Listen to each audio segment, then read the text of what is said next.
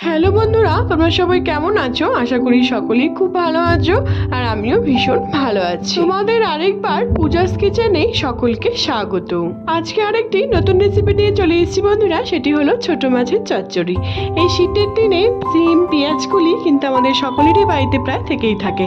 তাহলে যদি বাড়িতে এরকম ছোট মাছ আসে তাহলে কিন্তু এই রেসিপিটি একবার ট্রাই করা তোমাদের সকলকে কিন্তু অনুরোধ রইল। খুবই অন্যরকমভাবে, একদম ভিন্ন রকমভাবে তোমাদের সাথে রেসিপিটি আজকে আমি ভিন্ন স্বাদের রেসিপিটি শেয়ার করব। যদি ভালো লেগে থাকে আমার এই রেসিপিটি তাহলে অনেক অনেক অনেক বেশি কিন্তু শেয়ার করা তোমাদের সকলকে অনুরোধ রইল আমার এই রেসিপিটিকে। রেসিপির সমস্ত উপকরণগুলি আমি আমার ডেসক্রিপশন বক্সে দিয়ে দেবো, তোমরা সবাই দেখে নেবে। দেখো বন্ধুরা, সবার প্রথমে আমি বেশ কিছুটা ছোট মাছ নিয়ে নিয়েছি। আমি কিন্তু মিশানো মাছ নিয়েছি, তোমরা চাইলে যে কোনো এক রকমের মাছ দিয়েও কিন্তু করতে পারো। আমি এখানে বড়লি, 3 কাঁটা সব রকম মাছই কিন্তু নিয়ে নিয়েছি। খুব ভালো মতো করে মোড়লা সব রকম মাছই কিন্তু আছে। এখানে খুব ভালো মতো করে কেটে বেছে ধুয়ে নিয়েছি। তারপর এখানে নুন হলুদ দিয়ে মেখে আমি 5 থেকে 7 মিনিট রেখে দেবো। তারপর আমাদের যা যা লাগছে আমি সব কিছু সবজিগুলো রেডি করে নিয়েছি। পেঁয়াজ কুলি, সিম, আমি এখানে সবুজ সিমটি নিয়েছি, তোমরা চাইলে সাদা সিমটি কিন্তু নিতে পারো। তারপর লম্বা লম্বা করে বেগুন কেটে নিয়েছি, আলু, টমেটো, কাঁচা লঙ্কা সব কিছু কিন্তু আমি রেডি করে নিয়েছি যা যা লাগছে। আর লাগছে বেশ কিছুটা পেঁয়াজ কুচি, রসুন, আদা আর কাঁচা লঙ্কা। একটি আমি মশলা তৈরি করে নিচ্ছি, তার জন্য আমাদের লাগছে মিক্সিতে 5-6টার মতো কাঁচা লঙ্কা, 2 পিঞ্চের মতো আমি আদা দিয়েছি আর 10-12টা রসুন দিয়ে সামান্য জল দিয়ে কিন্তু আমি বেটে নিয়েছি। আমাদের মশলাটি কিন্তু তৈরি হয়ে গেছে। তারপর কড়াই বেশ কিছুটা সর্ষের তেল দিয়ে দিলাম, আমি সর্ষের তেলেই করবো রেসিপিটি। তারপর যে মাছগুলোকে ম্যারিনেট করে রেখে দিয়েছিলাম, যখন তেলটি খুব ভালো মতো করে গরম হয়ে আসবে তখন মাছগুলোকে আমি ভেজে নেব অল্প অল্প করে। একবারে কিন্তু বন্ধুরা মাছগুলোকে কিন্তু একদমই ভাজবে না, নাহলে অনেক সময় ভেঙে যাবে আর খেতে কিন্তু একদমই ভালো হবে না। চচ্চড়িতে দিলে পরে কিন্তু সব মাছ কিন্তু কাটা ছাড়া হয়ে যাবে আর খেতে কিন্তু একদমই ভালো হবে না। দেখো আমি অল্প অল্প করে সব মাছগুলোকে কিন্তু ভেজে নিয়েছি। দেখো আমার একটিও মাছ কিন্তু একদমই ভেঙে যায়নি। তারপর এখানে আমি মাছগুলোকে উঠিয়ে নিচ্ছি। আমাদের প্রথম ব্যাচের মাছ ভাজা কিন্তু একদমই কমপ্লিট। তারপর আমি সেম প্রসেসেই আমাদের যে বাদবাকি মাছগুলো ছিল সেমভাবে কিন্তু আমি বাদবাকিগুলোকেও কিন্তু আমি ভেজে একই রকমভাবে কিন্তু তুলে নেব। তারপর তোমরা নেক্সট স্টেপ দেখো। তোমরা বিশেষ করে বন্ধুরা এই ছোট মাছের চচ্চড়িটি আমার মায়ের হাতের বানানো, খুবই টেস্টি হয় খেতে। লাস্টে একটি সিক্রেট বলবো, যার জন্য কিন্তু আমাদের এই ছোট মাছের চচ্চড়ি কিন্তু আরও বেশি স্বাদ কিন্তু দ্বিগুণ হয়ে যাবে।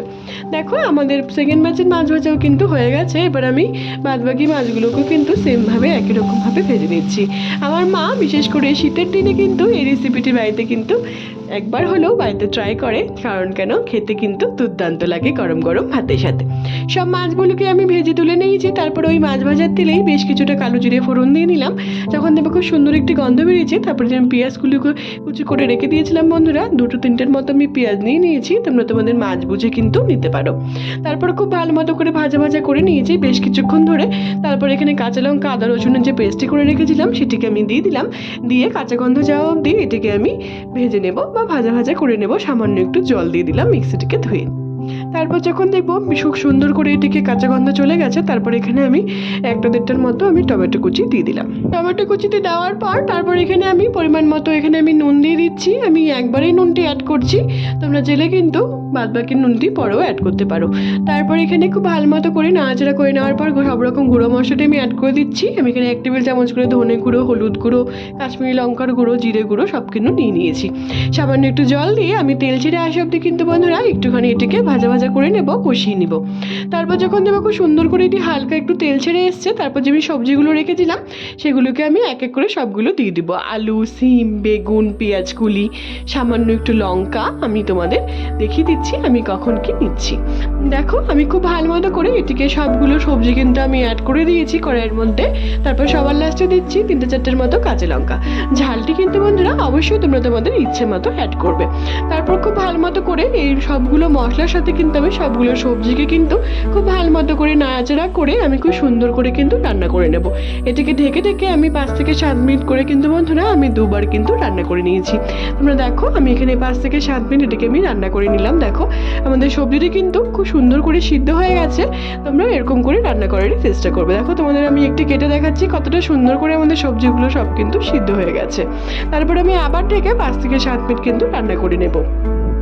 তারপর এরকম করে ঢেকে ঢেকে রান্না করে নেওয়ার পর দেখো বন্ধুরা আমাদের ছোট মাছের চচ্চড়ির কিন্তু একদম কিন্তু সবজিটি তৈরি হয়ে গেছে। তারপর যে আমি মাছগুলোকে ভেজে রেখেছিলাম সেগুলোকে কিন্তু আমি অ্যাড করে দেবো। দেখো আমাদের প্রত্যেকটা সবজি কিন্তু আলু সিম সবগুলো কিন্তু খুব সুন্দর করে সিদ্ধ হয়ে গেছে। তারপর এখানে খুব ভালো মতো করে নাড়াচাড়া করে নিয়েছি আমি, মশলা দিকে দিয়ে সবজিগুলোকে খুব সুন্দর করে কিন্তু কষিয়ে নিয়েছি।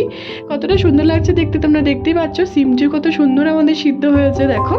তারপর এখানে আমি খুব ভালো মতো করে বেশ কিছুক্ষণ ধরে 3 থেকে 4 মিনিট এটিকে নাড়াচাড়া করে নেওয়ার পর এর মধ্যে আমি পরিমাণ মতো জল অ্যাড করে দিলাম। তোমরা তোমাদের ইচ্ছে মতো জল কিন্তু অ্যাড করতে পারো, যেহেতু এটি চচ্চড়ি জন্য আমি কিন্তু সামান্য জলে কিন্তু অ্যাড করেছি।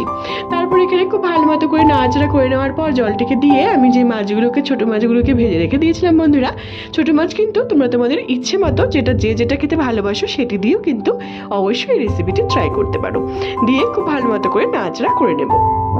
খুব ভালো মতো করে নাড়াচাড়া করে নেওয়ার পর বন্ধুরা এর মধ্যে আমি বেশ কিছুটা ধনেপাতা কুচি এর মধ্যে অ্যাড করে দিলাম। খুব ভালো মতো করে এবার নাড়াচাড়া করে নেব। দেখো আমাদের ছোট মাছের চচ্চড়ি কিন্তু শীতের দিনে সিম আর পেঁয়াজ কুলি দিয়ে কিন্তু বন্ধুরা একদম তৈরি হয়ে গেল। সবার লাস্টে দিচ্ছি বেশ কিছুটা গন্ধরাজ লেবুর রস, এটি কিন্তু একটি সিক্রেট বলতে পারো। এই গন্ধরাজ লেবুর রসের জন্য কিন্তু আমাদের এই ছোট মাছের চচ্চড়ির স্বাদ কিন্তু বন্ধুরা দ্বিগুণ বেড়ে যাবে। তোমরা অবশ্যই বাড়িতে একবার ট্রাই করে আমাকে জানিও বন্ধুরা। একদম ভিন্ন রকম ভাবে একদম আলাদা সাথে তোমাদের সাথে রেসিপিটি আজকে আমি শেয়ার করেছি। যদি ভালো লেগে থাকে তাহলে অবশ্যই আমার চ্যানেলটিকে সাবস্ক্রাইব করতে কিন্তু একদমই হলো না, আর অনেক অনেক অনেক কিন্তু শেয়ার করা তোমাদের সকলকে কিন্তু অনুরোধ রইলো আমার এই রেসিপিটিকে। আর অবশ্যই আমাকে কমেন্টের মাধ্যমে জানিও তোমাদের রেসিপিটি কেমন লাগলো। তোমরা যদি আমার চ্যানেলে নতুন বন্ধু থাকো বন্ধুরা তাহলে অবশ্যই আমার চ্যানেলটিকে সাবস্ক্রাইব করতে কিন্তু একদমই ভুলো না, যাতে আমি যখনই কোনো নতুন রেসিপি ছাড়বো তোমরা সেই রেসিপিগুলি সবার প্রথমে পেয়ে যাবে।